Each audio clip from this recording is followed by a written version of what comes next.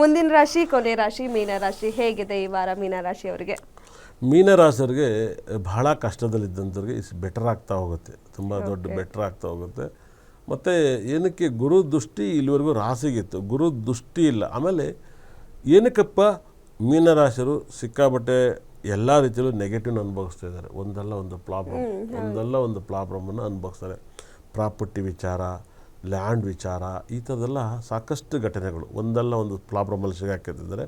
ಮತ್ತು ಏನು ಮಾಡಿದರೂ ಕೂಡ ಅವ್ರಿಗೆ ಕೈ ಹಿಡಿತಾ ಇಲ್ಲ. ತುಂಬ ನೋವು, ದುಃಖ, ಸಂಕಟಗಳು ಇದೆಲ್ಲ ಕಾಡ್ತಾ ಇದ್ದಾವೆ. ಈ ಕಾಡದಿಂದ ನೀವು ನರಳಿ ಪ್ರಾಬ್ಲಮಲ್ಲಿ ಸಿಗಾಕಿರ್ತಿಲ್ಲ ಇದ್ರೆ ಒಂದಲ್ಲ ಒಂದು ಸಮಸ್ಯೆಗಳು ಬರ್ತಾ ಇದ್ದಾವೆ. ಯಾಕೆ ಇದು ಬರ್ತಾ ಇದೆ ಅಂದರೆ ಒಂದು ಪಾಯಿಂಟ್ಸ್ ನಾನು ನಿಮ್ಗೆ ಹೇಳ್ತಾ ಹೋಗ್ತೀನಿ.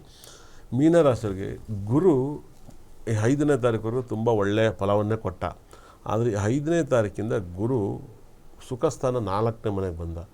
4ನೇ ಮನೆಗೆ ಬಂದಾಗ ಏನಾಗುತ್ತೆ, ಗುರು ದೃಷ್ಟಿ ಇದೆಯಲ್ಲ ಭಾಳ ವಿಶೇಷವಾಗಿ ಅವನು ನೋಡೋವಂಥ ಮನೆ, ಇರೋ ಮನೆಯಿಂದ ಅವನು ನೋಡೋವಂಥ ಮನೆ 5, 7, 9ನೇ ಮನೆ. ಅಲ್ಲಿಂದ ಮಿಥುನ ರಾಶಿಯಿಂದ 5ನೇ ಮನೆ ತುಲಾ ರಾಶಿ ನೋಡ್ತಾನೆ.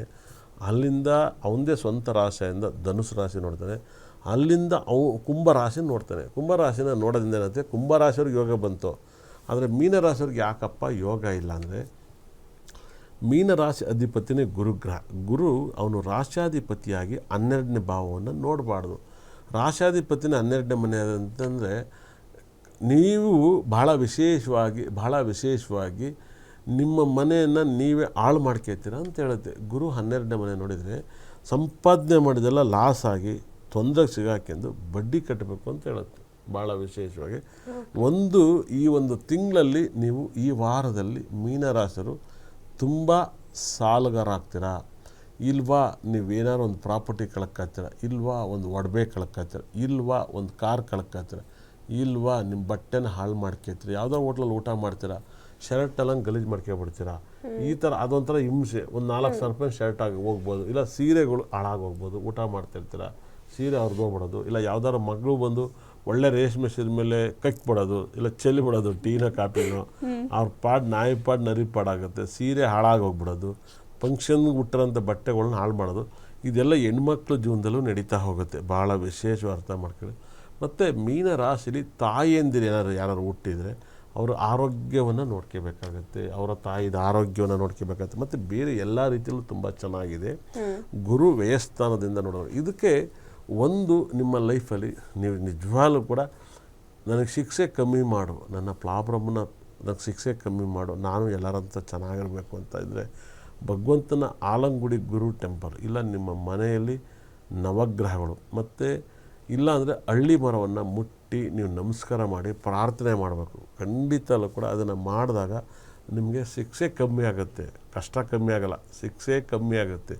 ಶಿಕ್ಷೆ ಬೇರೆ, ಕಷ್ಟ ಬೇರೆ. 100% ಶಿಕ್ಷೆ ಕಮ್ಮಿ ಆಗುತ್ತೆ. ಆ ಶಿಕ್ಷೆ ಕಮ್ಮಿ ಆಗೋದ್ರಿಂದ ನಿಮಗೆ ಒಂದಲ್ಲ ಒಂದು ಬೆನಿಫಿಟನ್ನು ಅನುಭವಿಸ್ತೀರ, ಒಂದಲ್ಲ ಒಂದು ಒಳ್ಳೆಯದಾಗುತ್ತೆ. ಯಾಕಂದರೆ ಅಂಥ ಒಂದು ಯೋಗವನ್ನು ಕೊಡುವಂಥ ರಾಶ್ಯಾಧಿಪತಿನೇ ಹಾಳು ಮಾಡಬಾರ್ದು. ಮತ್ತು ಎಲ್ಲೋ ಒಂದು ಸರಿ ಮೀನರಾಶಿರು ನಾನು ಮಣ್ಣು ತಿಂದ್ಬಿಟ್ಟೆ, ನಾನು ಪ್ರಾಬ್ಲಮಲ್ಲಿ ಸಿಗಾಕ್ಯಂದೆ, ಈ ಥರ ಒಂದು ಪ್ರಾಬ್ಲಮಲ್ಲಿ ಸಿಕ್ಕಾಬಟ್ಟೆ ಪ್ರಾಬ್ಲಮಲ್ಲಿ ಸಿಗಾಕ್ಯಂತಾರೆ.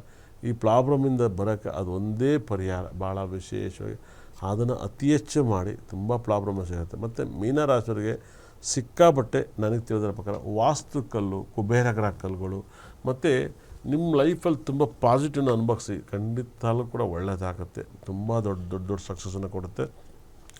ಮತ್ತು ಮೀನರಾಶಿಯವರಿಗೆ ಗುರುದಶೆ ನಡೀತಾ ಇರಬಾರ್ದು. ಗುರುದಶೆ ನಡೆದರೂ ಕೂಡ ತುಂಬ ತೊಂದರೆ ನಡಿಬಾರ್ದು ಈ ಟೈಮಲ್ಲಿ. ಯಾಕಂದರೆ ಗುರುನೇ ವ್ಯಯಸ್ಥಾನ ನೋಡಿದಾಗ ಗುರುದಶೆ ನಡೆದ್ರೆ ಇನ್ನೂ ಕಾಯಿಲೆಗಳು ಬೀಳೋದು, ರೋಗಗಳು ಬೀಳೋದು, ಒಂದಲ್ಲ ಒಂದು ಸಮಸ್ಯೆ ಸಿಗಾಕಿರೋದು, ಈ ಥರದ್ದೆಲ್ಲ ಒಂದು ಪ್ರಾಬ್ಲಮಲ್ಲಿ ಸಿಗಾಕಿರ್ತಾರೆ. ದಯವಿಟ್ಟು ಇಂಥ ಪ್ರಾಬ್ಲಮಿಂದ ನೀವು ಆಚೆ ಬರಬೇಕು ಅಂದರೆ ನೀವು ಆಲಂಗುಡಿ ಗುರು ಟೆಂಪಲ್ನೇ ಅತಿ ಹೆಚ್ಚು ಆರಾಧಿಸಿದಾಗ ಇದು ತುಂಬ ದೊಡ್ಡ ಪರಿಹಾರವನ್ನು ಕೊಡುತ್ತೆ ಮೇಡಮ್ ಅವರೇ. ಓಕೆ ಗುರುಜಿ, 12 ರಾಶಿ ಬಗ್ಗೆ ತಿಳಿಸ್ಕೊಟ್ರಿ.